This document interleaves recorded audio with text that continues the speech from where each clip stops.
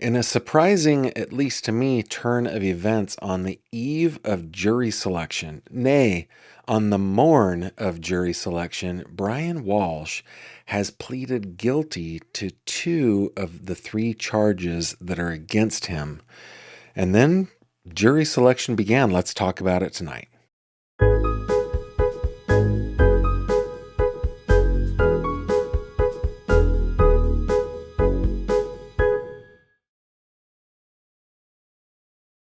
This video contains mature themes and discussions intended only for adult audiences. Viewer discretion is advised. Hello there, my friend, and welcome to another true crime conversation on my channel. My name is Gavin. Thank you very much for being here. On this channel, we like to cut past the fluff and sensationalism in true crime and get down into the nitty gritty. Tonight, we are continuing our coverage of the murder of Anna Walsh and the trial of her husband, the man accused of her murder, Brian Walsh. But before we get into that, let's read a few headlines.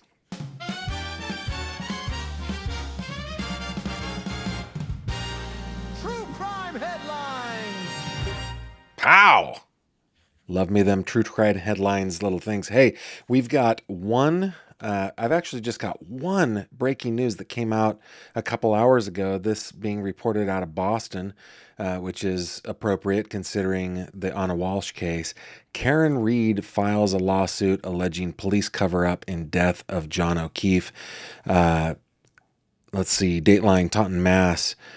Karen Reed, recently acquitted of murder and manslaughter in the 2022 death of Boston police officer John O'Keefe, has filed a sweeping civil lawsuit in Taunton's Bristol Superior Court. The 46-page complaint accuses multiple Massachusetts state police troopers and several Canton residents of conspiring to frame her for a crime she says she did not commit. Her attorneys in the suit claim gross misconduct shielded O'Keefe's real killer.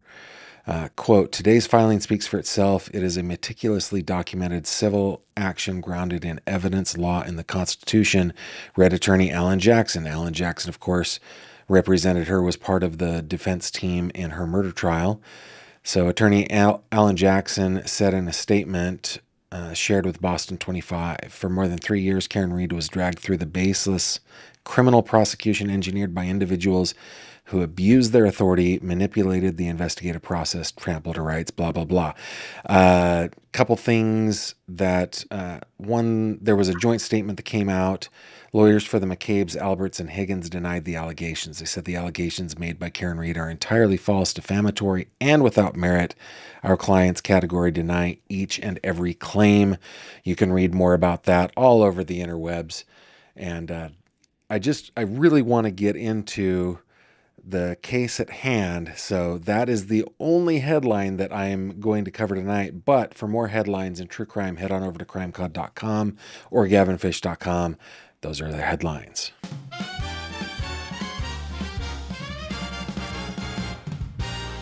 True crime headlines. How? All right. Without further ado, I want to introduce our guest, or welcome our guest in here, Josh Ritter from Courtroom Confidential. Josh, welcome back. Thank you so much for having me. I really am admiring the production value of your show. The I'm spending transition, so much we need to AI get a cred. band. I think you hired a band and everything. It's Got a little fantastic. Doc Severinsen in the house. Yeah, the whole thing. The whole thing. How have you been? I've been very good. Thank you so much for asking. How about yourself? Yeah, good. You're not in the normal studio that I normally see you in. On the No, road, I I'm guess. on a little business trip in New York for a few days. I'll be flying back on Thursday. But yeah, so we did a live stream from this same temporary studio on my channel last night, and I'll probably do another one tomorrow night. Nice, nice. Well, okay, you have been covering the Anna Walsh case. Obviously, you know about the case. Just as a quick little primer for the audience, Anna Walsh disappeared New Year's Day 2023, mother of three, wife of Brian Walsh. Kind of, to me, kind of seemed like they were maybe presenting themselves a little bit more well off than they were, a little happier than they were, though that is, I think that's kind of what social media is. Um, so she disappeared. Her work kind of let authorities know that she did not show up for work, and pretty quickly authorities kind of zoomed in on Brian, his story about her leaving for a work emergency conflicted with all the evidence. And of course, some of that evidence included Google searches. It included, let's see, it included a damaged knife in the house. It included, uh, you know, parts of what appeared to be physical evidence of his destruction or getting rid of her remains. They got him. They arrested him pretty darn quick. Now he was charged with first-degree murder of Anna Walsh, his wife, willfully conveying a human body without authority and misleading police. And today, as they were starting jury selection, or as they were about to start jury selection, he changed his plea. Tell me what you think about it. Yeah, it's I mean, everybody's been describing it as shocking, and I think it really is. I don't mean to play, want to be too hyperbolic about the whole thing, but you just do not see this all that often. It is usually these things kind of get hashed out, well ahead of a trial start date. So the fact that they're still, handling plea deals at the 11th hour is strange. And it's not a plea deal. I should be very specific. This was specifically something that the prosecution actually objected to. And they said that they would not accept any kind of plea deal that did not include the murder, which they have every right to, and I think is the right thing for the prosecution to do. I know that some jurisdictions won't allow this. They will not allow kind of a piecemeal plea deal. I keep on calling it a plea deal, but a piecemeal pleading to some counts and not to others. Massachusetts does. And it makes sense too, when you think about it. Trials should only be about charges that are not in contention. So if he's saying, yes, I agree and take responsibility and will allow the court to sentence me to whatever the court feels is appropriate for these charges, I'll go ahead and plead to them. And that's what happened today. But the big question is not so much the mechanics of it and the logistics of what took place. It's why. What was the strategy behind this? Is there an advantage to them? And I don't know if you want to get into some other buildup or jump right into it, but I can give you, my hot take on that. Real quick, I want to get into that because that is the question of the day. I know that when we covered the case of little Emmanuel Haro, the DA down there in the Inland Empire talked about the difference between a plea deal with the prosecution and just pleading directly to the court. So it sounds to me like that's what happened here. Can we talk about the mechanics here a little bit? Sure. Did his team just say to the court, hands are up, I did those two things, but I didn't do the first one, without talking to the prosecution at all? Yeah, actually, my understanding is they did try to talk to the prosecution. That fell apart because the prosecution wouldn't entertain any kind of plea deal that didn't involve him pleading to the murder. So when that broke down, he, in California, we call it an open plea. It basically means that you say to the judge, Your Honor, I can't get a deal with the prosecution, so what will you have me plead to? Now, in those situations, like in the Emmanuel Haro case, that's an excellent example. You have to plead to the sheet, meaning you plead to everything. He pled to every count. Jake Haro, the father, pled to every count he was charged with. And the judge is now going to sentence him to whatever the judge feels is suitable. Right. In a plea deal with the prosecution does have the power to dismiss counts. So usually, in a plea deal, you'll say, okay, I'll plead to second-degree murder instead of first-degree murder, and you dismiss the other counts, and they work something out. But the judge doesn't have the power to dismiss the counts, but does have the power to undercut what the prosecution is offering you. So that's why you might sometimes see somebody saying, I'm not going to deal with the prosecution anymore. They're not being reasonable. I'd rather put my my fate in the hands of this judge, and maybe the judge will undercut them. Interestingly, to go back to the Emmanuel J. Caro situation, he, if you remember, accepted a plea deal Yeah. previously that gave him probation for a really horrific child abuse case. Yeah. That also was an open plea. That was a plea where he went directly to the judge, his attorney, and the judge undercut what the prosecution was willing to offer, and that's why he got probation on it. So he took advantage of that in different ways on two different cases. But in this case, it's a little bit different because it's an open plea in the sense that the judge has the ability to sentence him, but it's only to two of the counts, which I guess they allow in Massachusetts in order to say that, listen, we're only going to trial on things that are actually at issue for the jury. Okay, so let's get into the strategy of this. One of the questions that I had was, okay, if he pleads guilty to the illegal willful conveyance of human remains, does the jury get to know that he pled guilty to that when they get to trial?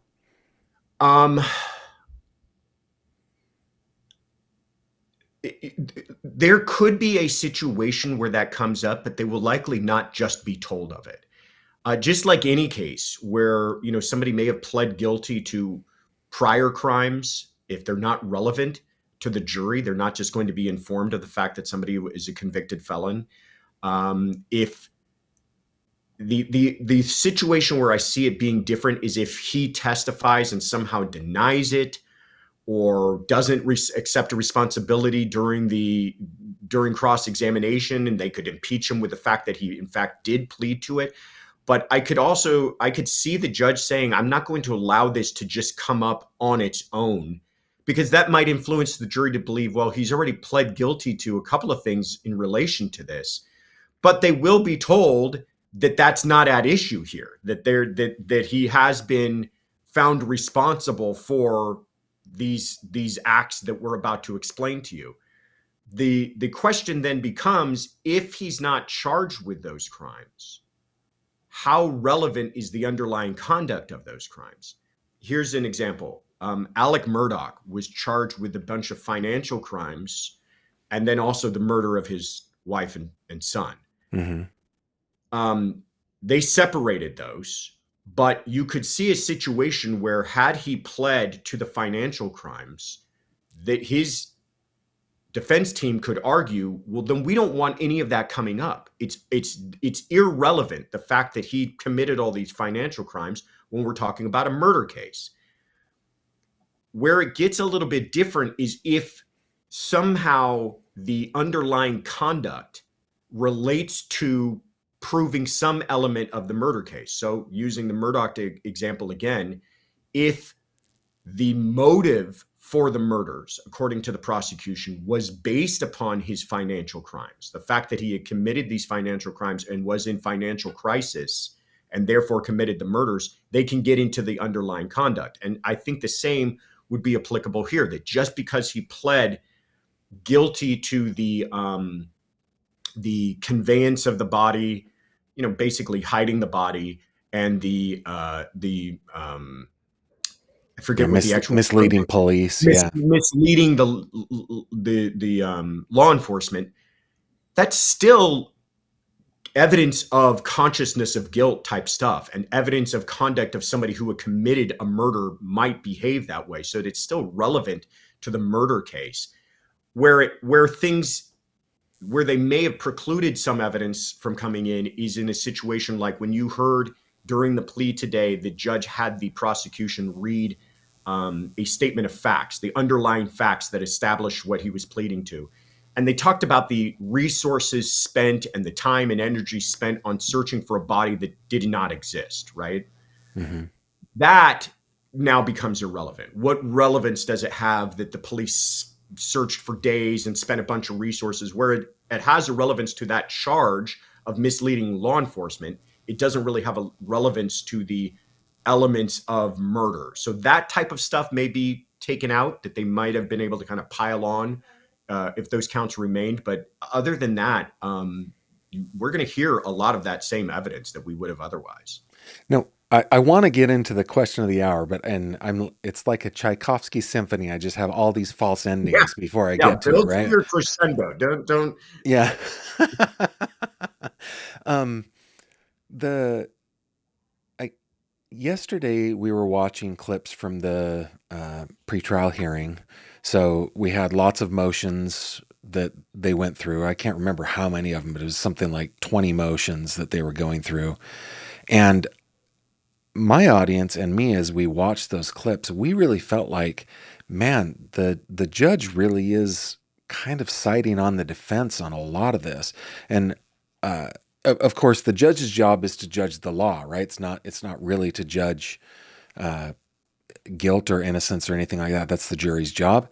But one of the things that Judge Frenieri kept bringing up was prejudicing um prejudicing the jury, right?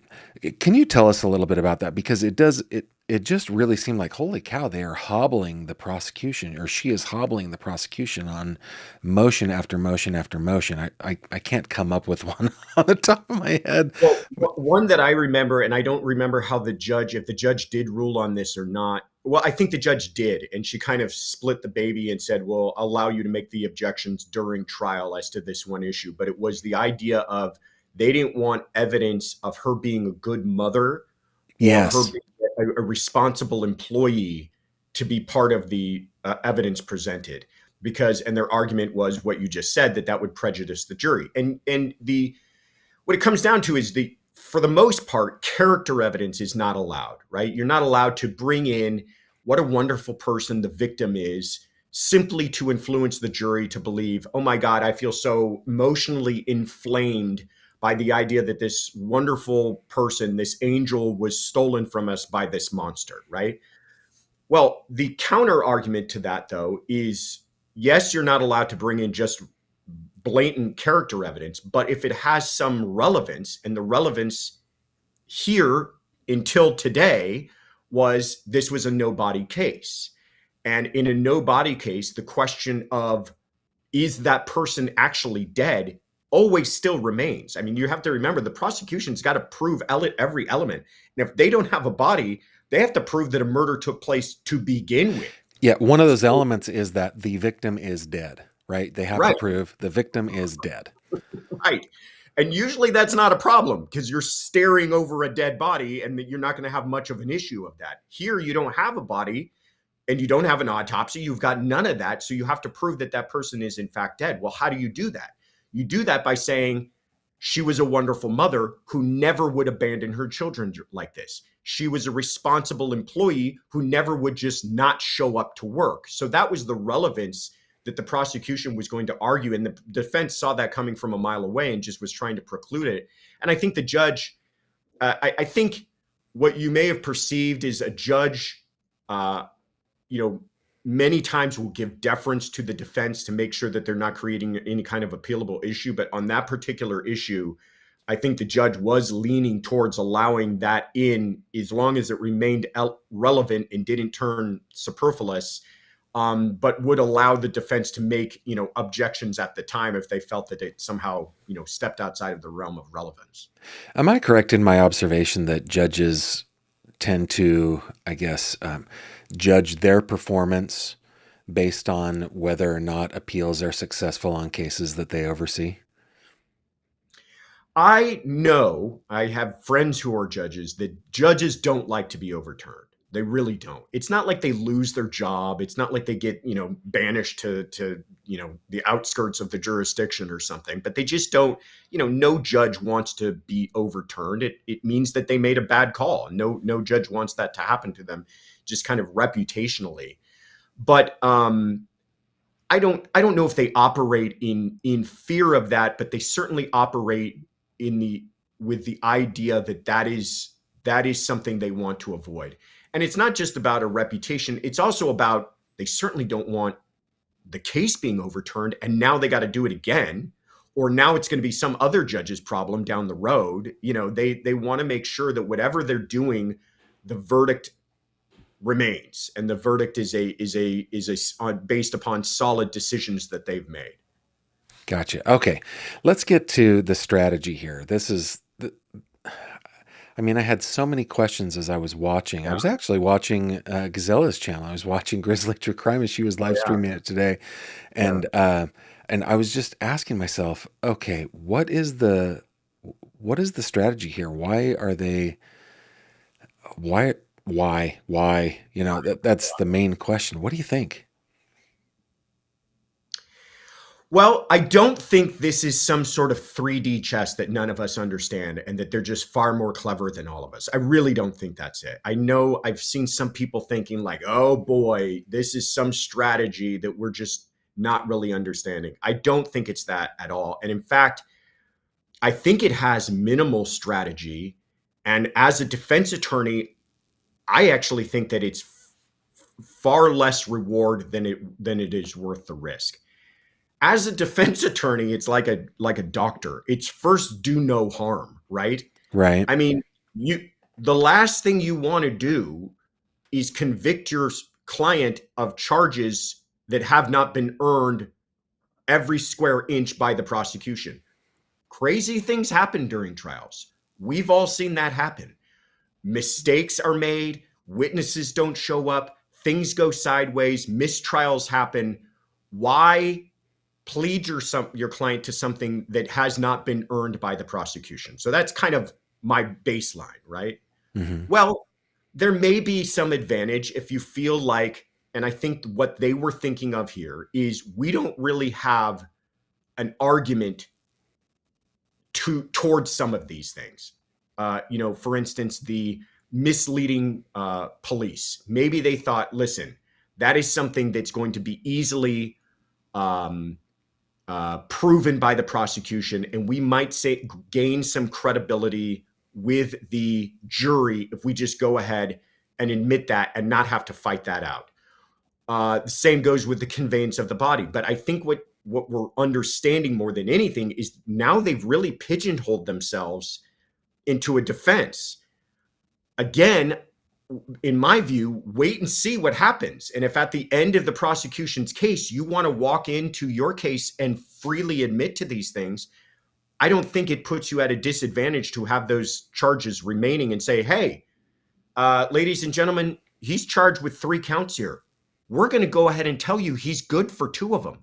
As shocking as that may be, he's going to testify that he did in fact commit 2 of those counts, but he did not commit the 3rd. And that's the most important thing here. I don't see how that's any less advantageous for them than what they did just here, but they felt that it was, I guess.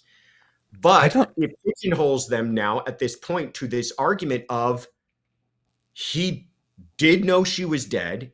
Somehow he discovered her body. He's saying he's not responsible for causing her death, but he did hide her body and lie to the police about it. Well, now he's going to have to come up with a real doozy of a story as to how and why he did that.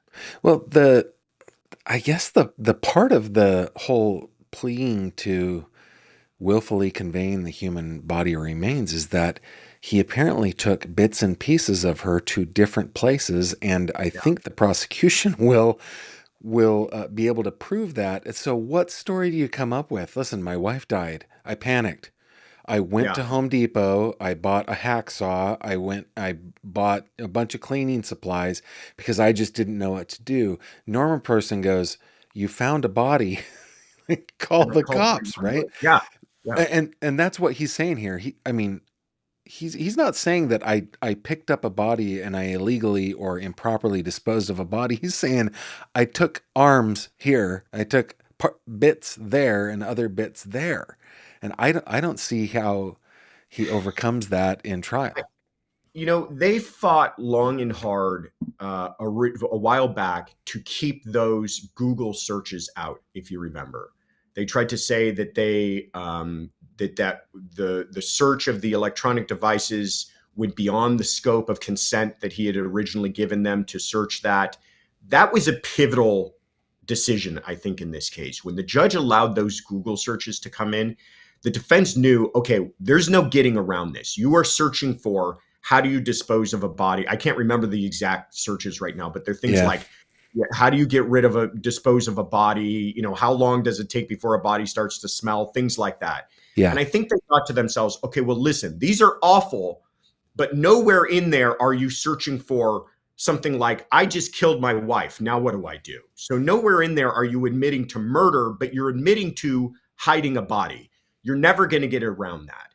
So what should we do to that? Should we just admit to it and get it off the table and then just have a story to explain it? And I think that maybe was the basic conversation that they had, which to me, I think this is probably the clearest sign that he's probably going to testify, because this clears the way for him to get up there and testify. Now, one thing I have heard people talking about online that I don't think is true, I'm not saying that they're lying, I just don't agree with their assessment of it, is that just because you're charged with something doesn't mean you have to defend your position against that. Like, I still think that they could have taken this same strategy and not taken guilty pleas.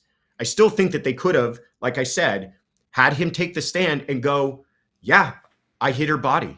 I found it and I hid it. Yeah, I lied to the police about it. And for that, I am truly and forever sorry. And they could have said he admits to two of these three things. He just doesn't admit to the big one, the third one. But for whatever reason, they felt it was more advantageous for them to just admit it and get it off of the table and just deal with the murder. Well, and a lot of this does, I mean, the art and science of being a defense attorney does come down to tactics, how you're going to try to win for your client, right? So, Debbie asked Josh, with the conveyance charge gone, does that mean Walsh's dumpster tour of Boston can't come in?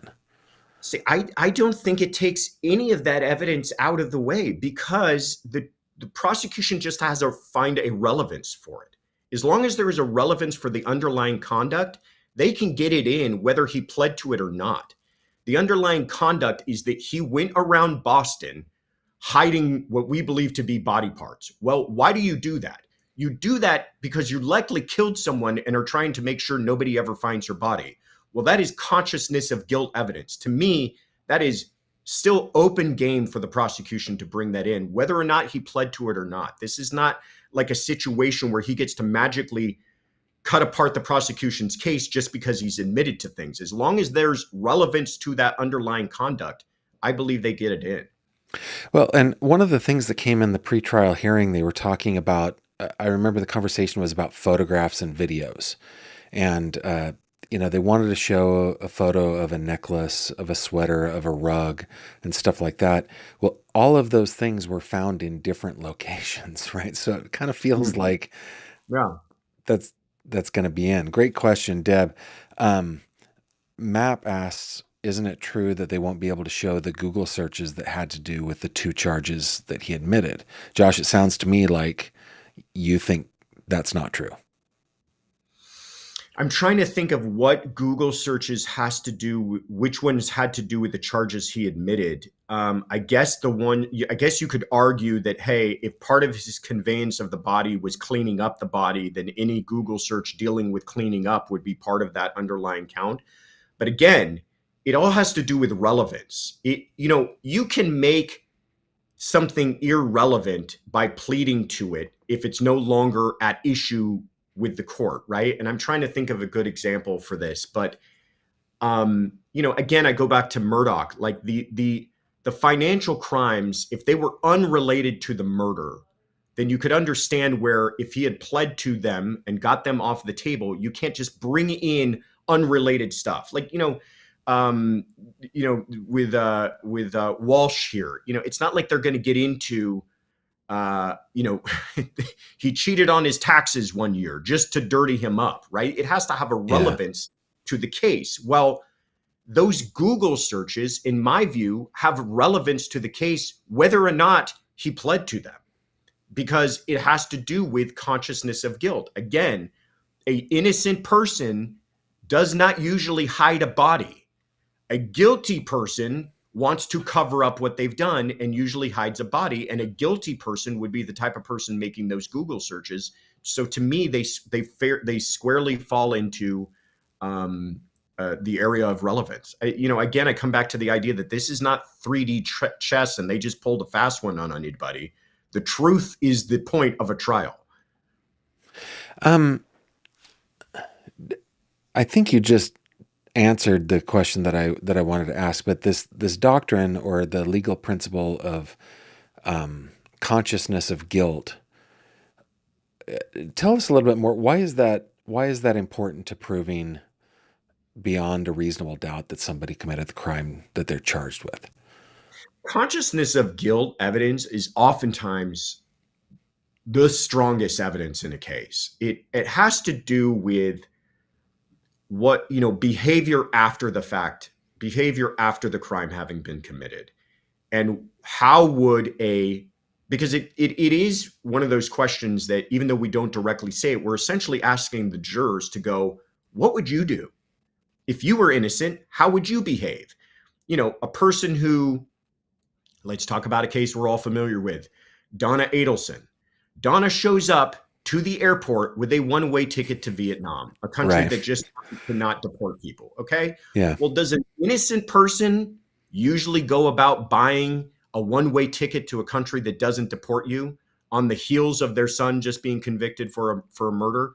Usually not. That relevance is that demonstrates a consciousness of guilt. And it's incredibly powerful stuff because for the same reason that we both react to it going like, well, of course not. Of course that shows a guilty mindset. So in this case, the Google searches, like I said, he's not admitting to murder in the Google searches, but he's certainly searching for things that tend to show a consciousness of guilt, tend to show someone who may have just committed a crime. Going around and disposing of bags at different dumpsters, there's no law against that, but it certainly does seem to show the kind of behavior of someone who may have done something highly suspicious. Going Yeah. out and buying a bunch of cleaning supplies, ain't no problem with that, but it certainly shows someone who may have a reason to clean something up. So again, it's just this idea of posing to the jury of, what would you do? A completely innocent person, would you behave as this person's behaving? And that is a large part of this trial, is his consciousness of guilt, down to the fact that he doesn't even report her missing. Her job reports are missing Yeah. 4 days later. That is not the behavior of a usually innocent person. And he's going to have to, I think more than anything, what we've learned today is he is likely going to testify to explain all of this, because I don't know how they get this theory of a person who disposed of a body and lied to police, but didn't commit a murder in front of a jury without that coming out of his own mouth. I want to talk a little bit about what he possibly could testify to, but I want to go back to the whole. I call it Gavin's iron law of criminal mastermindery. My iron law states that if you believe you have what it takes to be a criminal mastermind, that is the evidence that you do not have what it takes to be a criminal mastermind. Right. I like Anybody who thinks they can get away with it, they're stupid enough to believe it, right? They're right, not going to be a right. criminal mastermind. Going back to Donna Adelson, I mean, what would it have cost her? An extra couple $1,000s to buy a two-way ticket? Yeah, It's like, right. why weren't you thinking? The other thing about Donna Adelson that I just love is the actual physical laundering of money. She's Yeah, just dumb as rocks. And and wonderful. and I want to like in cases like this, like most people in their life will not be around a dead body of a loved one after a violent, thankfully, after some type of violent outburst, right? We, most of us, if we're ever around death, it's a loved one that dies peacefully, or most of us, thankfully. Um, but I gotta wonder, like, what happens in the mind of a person? Like, let's say, of course, this is alleged, this is charged at this point, but let's just say that Brian Walsh killed Anna Walsh. And then let's just say he endeavored to cover it up. These are things that I believe to be true, by the way. Um, Mhm. what is it? I mean, you have, as a criminal defense attorney, you have been around people who have committed crime, or at least have been charged with committing crime, right? What goes through their heads that makes them that makes them do stuff like Google, you know, how to dispose of whatever it is that they do. What is it? What is it? It's so funny. I was talking to someone today about just this question, and they made an excellent point that you're starting with the baseline of your own head as a normal thinking human being. Well, you're not a person who would commit murder in the first place. Right. This is a person who already committed a murder. So if we're really, it's kind of a strange question to go, how crazy do you got to be to buy a one-way ticket to Vietnam? I'll tell you how crazy. Crazy enough to plot the murder of your son-in-law. That's how Yeah. crazy. So Yeah. it's, the guy who's crazy enough to do the Google searches, chop his wife up and hide her body around Boston is the same amount of crazy as it takes to kill her in the first place. I mean, have already demonstrated themselves to be narcissistic, self-absorbed, thinking they're smarter than everyone else. And I think that's what he absolutely was. I mean, one of the things in this case that will be fascinating to me is how the prosecution is going to develop this idea of motive. Because it's not all that abundantly clear to me at this point. I know they've talked about like, oh, it might be money. Oh, he may have discovered that she was having an affair. This is kind of the stuff we usually see in these kind of spouse on spouse murder cases. I've heard a theory float around that, he was already in trouble for the art fraud and was looking at prison time on that. And that there was a theory that he thought they're not going to put a single father in prison. I mean, that's an interesting motive theory. I haven't heard that fully developed, and I'm curious to see what the prosecution does. Well, I'm wondering because motive is not a requirement to prove a murder, right? That's something. I mean, most of us want to know the motive. I mean, I don't think it's abnormal for anybody to go, why would you do something like this? And I think you answered that question earlier. He's just crazy, right? He's crazy enough to commit a murder. But do you think in the jury's mind that motive, I mean, is it important for the prosecution to establish that in the jury's mind, or can they just say it doesn't matter? Let's just look at the facts of the case. I think it is hugely important for the prosecution to establish a motive. I think that is a huge mistake whenever prosecutors don't supply at least some theory of motive to jurors, even though they don't have to prove it. And the reason they don't have to prove it is because motive is very different than intent. Intent is you did something for a specific purpose. I killed with the intent to kill, right? Motive is the why did I do that? Well, we don't ask prosecutors to prove that because that's mind reading. That is really asking them to prove what was inside somebody's mind. And we just don't want to put that burden on prosecutors to prove that. And it's not important to their criminal culpability. That all being said, every voir dire I ever did as a prosecutor, I would explain that concept to jurors. I don't have to prove motive to you. But in every trial I did as a prosecutor, I supplied them with some theory of motive for sure, because it is the most natural question that all of us have. Why? Why did you do this? Especially in a case of spouse on spouse violence, it's the biggest question. What caused you, a person who at one point married and loved this person and I think they have 3 kids together, What caused you to murder her? If you want me to believe that he's responsible, you better give me a good reason for why he did it. And I think the prosecution is going to have to do that in this case for sure. Julie Martino asks, and we asked Josh if he would have supported this plea if Brian Walsh were his client.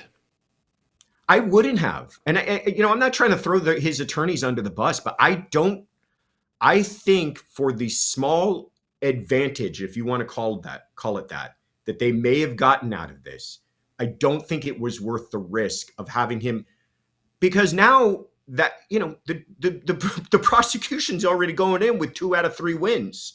Even if they get a hung jury on the murder, he's still staying in prison. I mean, he's looking at a decade or more in prison just on what he's already pled to. So to me, it was just such a high risk to have him to admit to something that they have not proven. Like I said, strange things happen in trials, and nothing is guaranteed, even when you've got solid evidence of it. So, and if their advantage was, well, we want to gain some credibility, we don't, we want to admit to the low hanging fruit.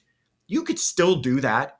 You could still do that, even with the charges remaining. You could still argue that. You could still concede that in closing arguments if you really felt like it was of value to you. But just admitting to it and taking a plea up front, I've never seen it done this way. All right. Now, with that preface, let me ask for your prediction. What do you think happens in this trial? It's apparently slated to be a long trial, something like 3-4 weeks. What do you think happens? What does the jury say?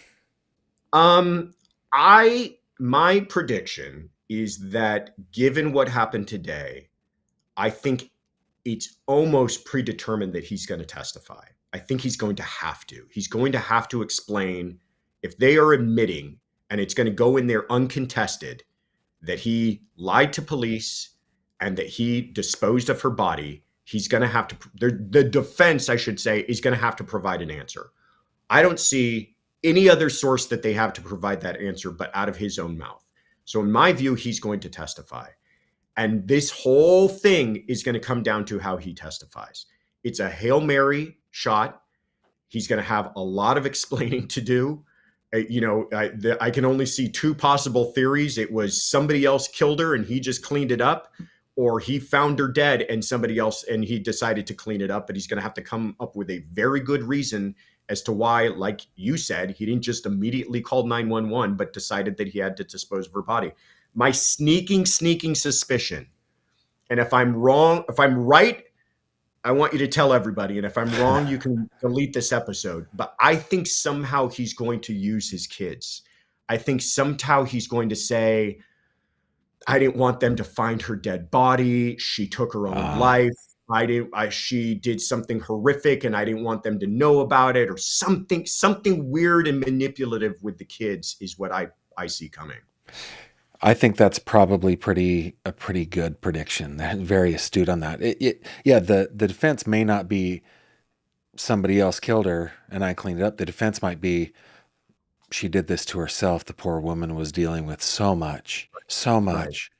And I didn't want our children. Oh man, that's a good prediction. I hadn't even thought in those terms. Because my mind doesn't work like a killer, I guess. You stick with me. I told a friend of mine.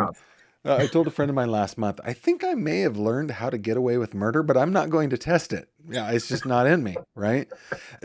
And the other thing that is not in me, that is not in most people, is the idea of, have you ever watched old episode of The Sopranos where they're getting rid of a body in the meat shop, right? They've got the hacksaws or the band saws and stuff like that. That is just not in people. That is just not in most people. Not in normal people, no. And it's, this is tough. Okay. We've got 15 minutes left. We have a new segment on our show called 3 Questions. And in 3 questions, they can be questions about anything. Now, typically, so far, I haven't had a guest for 3 questions. I typically answer the questions. But we do have 3 questions that I think would be good for you if you are game to play it. It could be anything, though, and so you have to solemnly commit. You have to covenant that you can't bail out. Okay. You're going to take a leap of faith, and you're going to answer these questions. Are you game? All right. Yeah, I'm game. All right, let's do 3 questions. Here we go. It's 3 questions with Gavin Fish. Pow! I feel like there needs to be a pow there at the end. I don't have the technology to bring these up on the screen. I just have like my little notes people send in to me and I copy. So here we go. First question, Josh Ritter. And I should be bringing up your lower third here. All right, Josh Ritter, Courtroom Confidential. For question number 1, what is something you wish you could go back and tell your younger self, but you know he wouldn't believe you? Oh, you're going to have 3 daughters one day. Oh, that would have been a surprise for you, huh? Yeah. Never could have predicted that one. You're going to have 3 daughters and you're going to love every minute of it. So when you were a younger man, that wasn't on the horizon for you? I don't, I guess younger man, even the idea I guess I always wanted a family, but didn't have, it still would have been shocking to me. And the idea that here I am with three little beautiful ones under the age of 5 is shocking. Yeah, I Girls are don't the think I best would have though, believed right? it. Oh, They're it's the the best. best. It's the best. Yeah, We yeah. we joke in our family that we have two recipes for children. We have 5 children. Uh, we have two recipes that they're the only ones we know. We can make sweet boys and we can make feisty girls, and that's Okay. all we know how to make. Well, you only sent me one of those recipes, so that's all I've Yeah. got over here. Are they nice and feisty? They keep you on your They're toes? nice and feisty. They are keeping me on my toes. I feel like Awesome. I'm just at all points getting yelled at by one of them in the house, including my wife. Do you have any negotiators? Our youngest daughter was a negotiator. It always started with, "No, Daddy, how about this?" And then I don't she, have a negotiator, but I have my one middle child definitely checks on me to make sure that I'm still surviving more than the other two. ah, she's got a little bit of what would we call that? She Nursing gene in her. she wants to. She's a nurturer. That's great. Yeah. All right, Josh Ritter, Courtroom Confidential. Question number 2. This actually came up. This was a question for me earlier, slightly different, but if you could instantly master one skill that has nothing to do with your career, what would it be?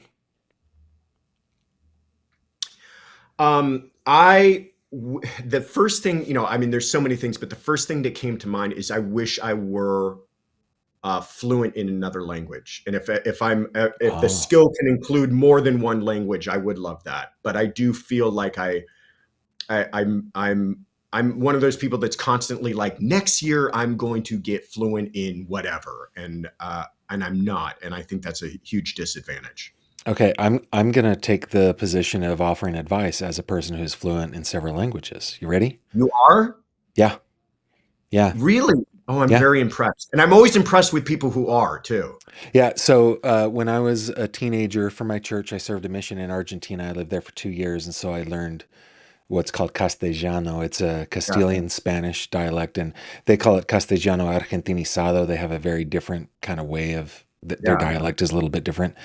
And while I was down there, because it's Argentina and there's so many like German and Italian, um, like what do they call them? It's like there are whole cities that are just like German speaking and whole right, cities right. that are Italian speaking. And I happened to live in one for several months, and so I picked up Italian. And then there's a Aboriginous language to South America called Guarani, and I had a friend on my mission who spoke it, who taught it to me, and we spoke. So, and right now, I mean, I just made the commitment to learn French. I feel like another romantic language would be good, and so I'm diving in. But here is my advice. Okay, uh, the key to learning to speak a language is only to speak that language.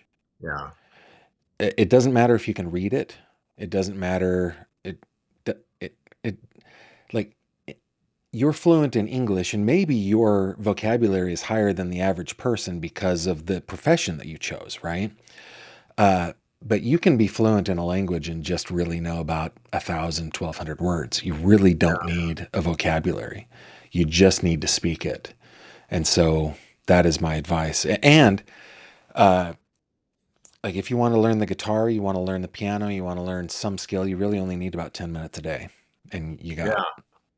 I actually took French in college, and I think I only took 2 years. But by the second year, the entire class was taught in French.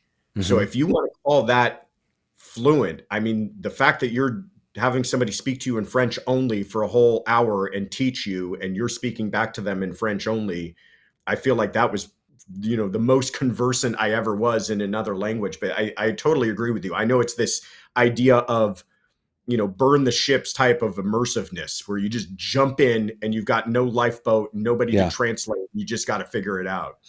Yeah. I when I started my language training, they told us okay, say your last word in English because this is your last word in English. And we hadn't learned a word in Spanish yet. Yeah, Right. I love So, it. Love yeah, it. that's pretty cool. I think you can do it. I think you should do it. All right. Well, now I'm more motivated. Maybe I Maybe will. maybe choose French. And now there are AI programs that will talk to you.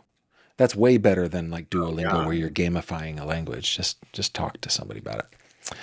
I was in France with my daughter last year, and I told her that, okay, we're going to go into this boulangerie, and we're not going to speak English. She's like, I don't know French. I know that sucks for you, but we're going to order food, and it has to be in Oh, French. We did okay. We got our food. if you want to eat, Yeah. we're gonna figure this out real quick. Yeah. Okay, last question. Last question for Josh Ritter, Courtroom Confidential. Everybody go over to Courtroom Confidential and subscribe, please. Josh's channel is terrific. And I think maybe the best thing about your channel is probably your staff, which is your Oh wife, yeah, right? Yeah. yeah. Okay, last question. What's something you've changed your mind about, let's say in the last 5 years? Something Oh that god. an idea you were dedicated to and you've changed your mind about. Oh, this is difficult. I'm trying to That's a think tough of a one. good one. Yeah. Uh, T Sue's, by the well, way, she loves I this don't. game. I don't know if this counts as the last 5 years. I might extend it out a little bit just to give you a satisfactory answer. Sure, But I'll allow I it. do know a big concept shift for me took place when I left the DA's office and became a defense attorney. Because I very much so, as a prosecutor, thought,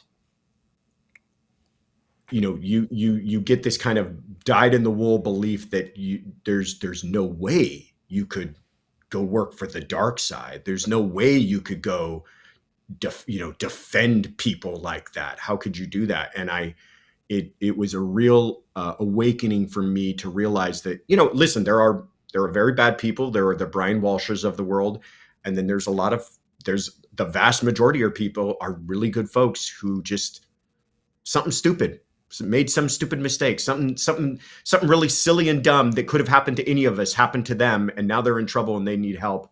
And that really changed my view on what does it mean for somebody to have that defendant moniker attached to them. Does that mean they're a bad person? And I quickly realized absolutely not.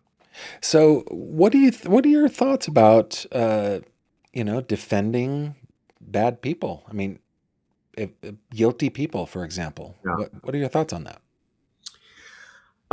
As a private defense attorney, it's a little easier because I get to say no. There are people that I have said no to. Sorry, that's just I'm not interested, not my cup of tea, not something I'm willing to get behind, because it takes a lot of time and energy and exhaustion and emotion and everything else to defend somebody. Um, as a public defender, they have it much worse because they just get a file handed to them and they got to defend that person no matter what.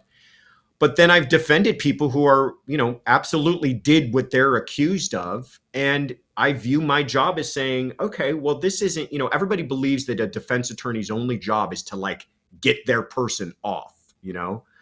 But really, a lot of it is making sure that their rights have not been trampled over. That like, okay, we're going to put on this trial and there may be a mountain of evidence against us. But, I talked about this earlier. Every inch gained by the prosecution is going to have to be earned. And every piece of evidence admitted is going to have to be done through thorough cross-examination and scrutiny. And that I'm not going to allow them to get away and cut any corners whatsoever. And I'm going to protect every one of my clients' rights. And, as a defense attorney, oftentimes you do end up losing, I mean, it's Yeah. just, that's the way it usually ends up being. And quite honestly, if the system's working correctly, that's the way it should be. I mean, we don't want a bunch of wishy-washy cases being charged. So, it's just about making sure that you're giving this person the most zealous representation that they deserve. Josh, how does that feel? I mean, one of the things, as you know, I think I've talked to you about this. I had a real hard time turning 50 last month. Like I've had a personal post midlife crisis, turning 50. I've done a lot of introspection, and it's just been really tough. And one of the things that I know about myself is I just can't lose.